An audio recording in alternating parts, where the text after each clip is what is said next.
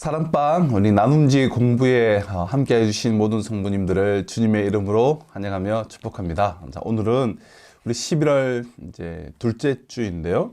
다니엘서 6장 1절로 우리 15절 말씀을 통해서 포기할 수 없는 신앙이라는 그러한 우리 제목으로 이번 한 주도 우리 사랑방 안에서 모이기를 힘써 주시면 감사하겠습니다.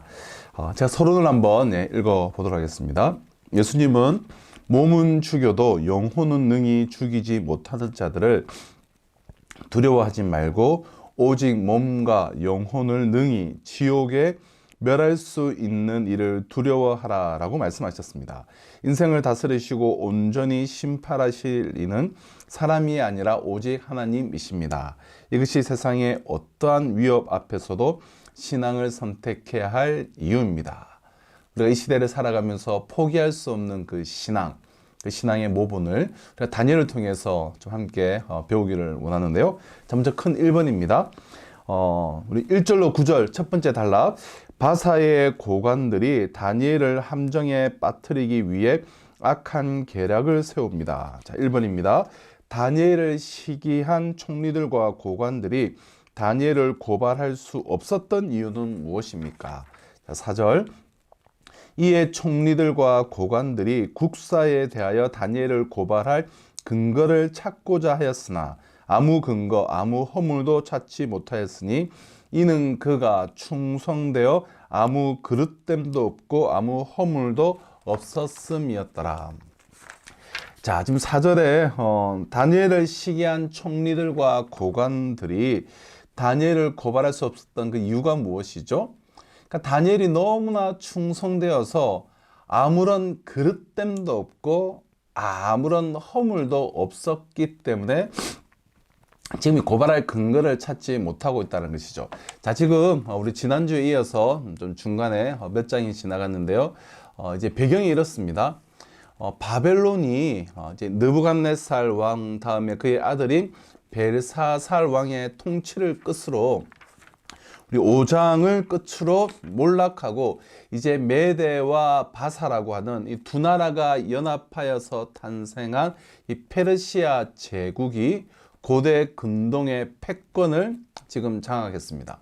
우리 지난주 나누었듯이 이 느부갓네살 왕이 꿈을 꾸지 않았습니까? 꿈속에 큰 신상, 사람 모양의 큰 신상을 보게 되는데 이 머리는 순금으로 되어 있고 또 가슴과 두 팔은 은으로 이제 되어 있고 배와 넓적다리는 이제 노스로 되어 있고 또 종아리와 발은 흙으로 쇠와 흙으로 되어 있었죠. 이것은 이제 바벨론 제국과 머리 바벨론 제국, 또 가슴은 이제 페르시아 제국, 그리고 이 배는 장차 나타날 헬라 제국, 그리고 발과 종아리는 로마 제국을 상징한다 말씀드렸는데요. 그러니까 벌써 이 머리인 이 바벨론, 바벨론은 멸망하고 이 가슴, 그러니까 메대와 바사 이 두 나라를 합쳐서 페르시아 제국이 되는데요. 페르시아 제국이 이제 태동하고 바벨론 제국을 멸망시키고 페르시아 제국이 태동했는데 그 첫 번째 왕이 바로 이 다리오 왕인데요. 오늘 본문에 나온 이 다리오 왕. 그래서 바벨론의 총리였던 이렇게 제국이 바뀌었음에도 불구하고 이 바벨론의 총리였던 이 다니엘은 놀랍게도 새로운 제국에서도 계속 이 총리직을 지금 수행하고 있는 것입니다. 얼마나 덕망이 있고 얼마나 참 이게 잘했는지 제국이 바뀌면서도 굳건한 총리의 자리를 지금 지키고 있는 것인데요. 그러니까 페르시아 왕 다리오에게도 전폭적인 신임을 얻은 결과 계속해서 제국의 2인자, 두 제국을 이어서 이 총리의 직을 유지를 하고 있습니다. 당연히 이 기존 메대 바사에서 올라온 이 페르시아의 고관들은, 관리들은 이 다니엘을 시기할 수밖에 없죠. 어디 바벨론에서 총리를 하고 있던, 게다가 이 노예 출신이 지금 이 페르시아 제국에서도 우리 위에 서 있는가? 그들은 시기할 수밖에 없는 것이죠. 게다가 근데 다니엘이 청렴하게까지 하니 자신들의 지위를 이용해서 이익을 얻으려고 했던 자들에게는 이 다니엘이 눈에 가시일 수밖에 없었던 것입니다. 그래서 다니엘을 고발하려고 하지만 너무 허물이 없었기 때문에 고발할 근거를 찾지 못했다는 것입니다. 자, 2번입니다. 총리들과 고관들은 무엇을 빌미 삼아야만 다니엘을 고발할 수 있다고 생각합니까? 자, 5절입니다. 그들이 이르되 이 다니엘은 그 하나님의 율법에서 근거를 찾지 못하면 그를 고발할 수 없으리라 하고, 하나님의 율법 외에는 이 사람은 고발할 근거가 없다, 그렇게 판단을 한 것이죠. 그럼 다니엘은 소년의 때 참 바벨론에 끌려와서 처음 3년의 그 왕의 진미와 왕의 그런 교육을 이제 기간 그 3년을 제외하면 지금 63년을 바벨론의 관리로, 특별히 최고 총리로 살았습니다. 그중 대부분의 기간을 왕다음 가는 최고 권력가인 총리로 보냈고, 이제 다시 지금 페르시아 제국의 총리가 되었어요. 바벨론에서 63년이고 대략 16세, 15세, 17세, 이 16세에 왔다고 우리가 알고 있으니까 지금 여든이 훨씬 넘은 나이인데도 페르시아 제국의 총리가 되었습니다. 오래된 권력은 어떤 식으로든 삶의 흠결을 만들어내기 마련이죠. 우리가 그런 말 하지 않습니까? 떡을 만진 소래는 떡고물이 묻는 것이 당연하다. 오랜 동안 이 권력 핵심 가운데 있었으면 온갖 때와 이권과 천탁과 부정에 참 연루될 수밖에 없는 것인데, 하지만 다니엘은 도덕적으로 흠이 없었을 뿐만 아니라 업무 수행에 있어서도 청렴결벽하며 흠없이 철저했습니다.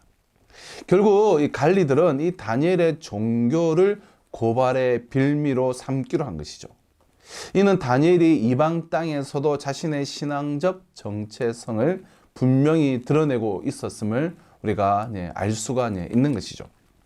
하여튼 아무런 흠결도 없으니까 그가 지키는 하나님의 율법, 이 율법 안에서 한번 꼬투리를 잡아보자 라고 생각이 된 것이죠. 자, 3번입니다. 총리와 다른 총리와 고관들이 왕을 설득해 내린 금령의 내용은 무엇입니까? 자, 7절입니다.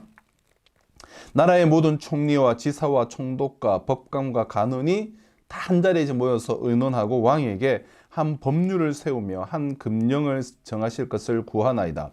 왕이여, 그것은 곧 이제부터 30일 동안에 누구든지 왕 외에 어떤 신에게나 사람에게 무엇을 구하면 사자굴에 던져 넣기로 한 것이니이다. 자, 어떤 금령을 이제 만들었습니까? 그러니까 지금부터 30일 동안에 누구든지 다리오 왕, 당신 왕 외에 어떤 신에게나 사람에게 무엇을 구하면 사자굴에 던져 넣읍시다라는 그러한 금령을 세웠습니다. 자, 때는 지금 새로운 제국이 시작되고 이 민심의 결집이 필요한 시기고 왕권이 보다 더 굳건하게 확립될 필요가 있는 그런 시기였습니다. 자, 30일간 왕 외에 다른 누구에게도 기도하거나 구하지 못하게 하는 이러한 법은 지금 다리오 왕이 듣기에 정치적으로 그럴듯한 새로 태동한 이 제국이 왕권을 강화시킬 수 있는 방법으로 여겨졌을 것입니다. 그럼 당시의 왕은 뭐 신의 아들이나 대리자 혹은 신 그 자체로 여겨졌기 때문에 이 왕을 신격화하는 이 명령은 또 특별히 그리 이상한 일도 아니었습니다. 하지만 이 다니엘을 정말 총애하는 이 왕으로서 이 작금의 상황을 조금만 주의 깊게 들여다 보았더라면 이 총리와 고관들의 의도를 충분히 파악할 수 있었을 것이라는 측면에서 참 이 조서, 이 금령을 조서로 내리는 것은 매우 경솔한 그런 결정이었죠. 하지만 다리오 왕은 왕권 강화를 목적으로 모든 총리와 법관과 대신들이 모여서 왕권 강화에 필요한 법입니다 라고 올리자 이것을 이제 승인한 그러한 일을 하게 되는데요. 자, 오늘 첫 번째 단락을 통해서 우리 첫 번째 나눔 1번, 총리로서 다니엘은 신실하고 정직했습니다. 다니엘의 대적들조차 이를 인정할 수밖에 없었습니다. 그는 일터에서도 여전히 거룩한 성도였습니다. 교회 밖 일상에서 신실함과 거룩함을 어떻게 지키고 있는지 지키기 힘든 때는 언제인지 나눠 봅시다. 오늘 다니엘의 그러한 삶을 통하여서 우리가 교회 밖 안은 물론이고 교회 밖 일상에서 신실함과 거룩함을 우리가 어떻게 지키고 있는지, 또 어떤 것들이 참 어려운지 서로 나눠보시면 좋겠고요. 모든 그리스도인들은 세상 속에 있더라도 우리가 세상에 속하거나 세상에 의존하는 자들이 아니죠.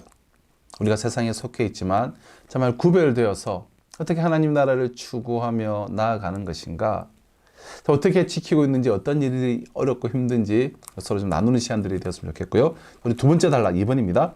다니엘이 왕의 금령을 어기고 하나님께 기도한 일로 고발당합니다. 자, 10절로 15절 두 번째 단락인데요. 1번, 왕의 금령을 알고도 다니엘이 행한 일은 무엇입니까? 자, 10절입니다. 다니엘이 이 조서에 왕의 도장이 찍힌 것을 알고도 자기 집에 돌아가서는 윗방에 올라가 예루살렘으로 향한 창문을 열고 전에 하던 대로 하루 3번씩 무릎을 꿇고 기도하며 그의 하나님께 감사하였더라. 감사의 기도를 드렸습니다. 감사의 기도가 뭐 그리 급하다고, 감사의 기도를 드리고 있는 그러한 모습입니다. 자, 이제부터 30일 동안에 누구든지 왕의 어떤 신에게나 사람에게 무엇을 구하면 이제 사자굴에 이제 던져 넣게 되는 그러한 금령이 내렸어요. 그 금령을 알고도 다니엘이 행한 일은 윗방에 올라가 예루살렘으로 향한 창문을 열고 전에 하던 대로 하루 3번씩 무릎을 꿇고 기도하며 하나님께 감사하였다라는 것입니다. 솔로몬은 성전을 다 하나님께 봉헌하면서 이 적국의 포로가 된 백성들이, 차후에 이 적국의 포로가 된 백성들이 성전을 향해서, 성전 쪽을 향해서 기도할 때 그들의 기도를 들어주실 것을 간구를 했습니다. 열왕기상 8장 48절로 50절에 나오는 내용인데요. 솔로몬이 성전을 봉헌할 때 이러한 간구를 했는데요. 다니엘의 이 기도는 이에 근거한 기도였습니다. 그리고 하루 3번의 기도는 이에 다른 경건한 이들에게서도 드러나는 기도의 습관이죠. 특별히 포로로 잡혀가서 성전을 향하여 기도하고 하루에 3번 하는 이러한 기도의 습관. 다니엘의 성실한 성품으로 우리가 미뤄볼 때 그는 평소에도 빠짐없이 이 예루살렘 성전을 향하여서 하루에 3번의 기도의 시간을 가졌을 것이 이제 분명합니다. 하지만 지금 이제 왕의 금령이 내려졌어요. 이제 왕의 금령이 내려지자 이제 다니엘이 기도의 시간을 포기하는 것은 이제는 불성실함이 아니라 불신앙이 되었습니다. 이 도전 앞에서 다니엘은 왕의 금령 대신 하나님께 나아가는 기도를 선택한 것입니다. 우리 2번입니다. 총리들과 고관들이 다니엘을 고발하자 다리오 왕은 이제 어떻게 반응합니까? 다니엘이 기도할 때만 딱 기다리고 있다가 기도하자 이제 고발하게 되는데요. 이 왕의 반응이 어떠한가? 14절. 왕이 이 말을 듣고 그로 말미암아 심히 근심하여 다니엘을 구원하려고 마음을 쓰며 그를 건져내려고 힘을 다하다가 해가 질 때에 이르렀더라. 심히 근심하여서 다니엘을 구원하려고 마음을 쓰며 그를 건져내려고 온갖 힘을 다했다는 거예요. 여러분, 다리오 왕은 다니엘의 그 청렴함과 올곧음을 인정하면서도 하지만 그의 그 바른 삶이 어디에서부터 비롯되었는가에 대해서 진지하게 관심을 두고 있지 않았었습니다. 다니엘의 신앙에 대한 이해가 없었던 그는 곧 자신도 후회할 지금 금령을 내리고야 말았죠. 어떻게 해서든지 이 귀한 충신을 계속해서 옆에 두고 함께하고 싶은데 그 청렴함과 올곧음이 어디에서 근거된 것인지를 몰랐기 때문에 이러한 이제 금령을 내리고 말았던 것이죠. 그 결과 지금 다리오 왕은 해가 질 때까지 다니엘을 구명할 방법을 찾았으나 찾지를 못했고 결국 다니엘을 사자굴에 놓고는 아무것도 먹지 못하고 또 잠을 자지 못하는 모습을 우리가 17절에서 볼 수가 있습니다. 다리오 왕이 다니엘을 얼마나 아꼈는지를 알 수가 있는 그러한 대목이죠. 자, 이처럼 신실한 성도의 성품은 밉지 않는 이들마저도 감화받는 그러한 힘이 있는 것이죠. 다리오 왕은 심히 근심하여 다니엘을 구원하려고 마음을 쓰며 이제 애를 썼다라는 것입니다. 3번입니다. 마지막. 다니엘을 처벌하지 않기 위해 애쓰는 다리오 왕에게 무리는 무엇이라고 말합니까? 15절입니다. 그 무리들이 또 모여 왕에게로 나와서 왕께 말하되 왕이여 메대와 바사의 규례를 아시거니와 왕께서 세우신 금령과 법도는 고치지 못할 것입니다 하니. 이 금령과 법도는 왕이라고 하더라도 고치지 못한다. 그게 메대와 바사의 이제 법도다라고 이렇게 말하고 있습니다. 그럼 다리오 왕이 그처럼 애를 썼지만 다니엘을 구명할 방법을 찾지 못한 것은 메대와 바사의 이 지엄한 법 때문이었습니다. 법에 따르며 왕이 한 번 내린 그 칙령은 어떤 경우에라도 왕이라고 할지라도 취소할 수가 없었습니다. 그럼 이것 때문에 우리가 에스더에서도 보면 같은 이 페르시아 이 제국 안에서의 일이지 않습니까? 이 아하수에로 왕이 유대인을 멸망시키려는 하만의 계략을 다시금 파회하기 위해서 그러니까 취소할 수 없는 자신의 칙령 대신 또 다른 칙령을 내리는 것으로 위기를 이제 타개하는 그런 모습을 우리가 에스더에서도 보게 되는데요. 그러니까 왕이 내린 조서는 왕도 취소할 수가 없는 그러한 법이었다라는 것입니다. 이러한 법 가운데서도 참 다니엘은 그 신앙을 굳건하게 지켰던 것이죠. 자, 오늘 나눔 2번입니다. 다니엘처럼 타협할 수 없는 신앙의 가치를 지키느냐, 버리느냐 하는 선택의 기로 앞에 섰던 적이 있으면 나누어 봅시다. 오늘날 그리스도인들의 믿음을 흔드는 위협은 무엇인지, 그런 위협에도 믿음을 지키려면 어떤 결단과 행동이 필요한지 이야기해 봅시다. 우리 다니엘의 그 선택, 그 결단을 보면서 나눠보시는 시간 됐으면 좋겠고요. 자, 3번. 다니엘은 하루 3번 시간을 떼어 기도하는 일을 생명줄처럼 여겼습니다. 예수님도 바쁜 시간 중에 시간을 정해놓고 기도하셨습니다. 하나님의 백성들에게 규칙적으로 기도하는 습관이 왜 그렇게 중요하다고 생각하십니까?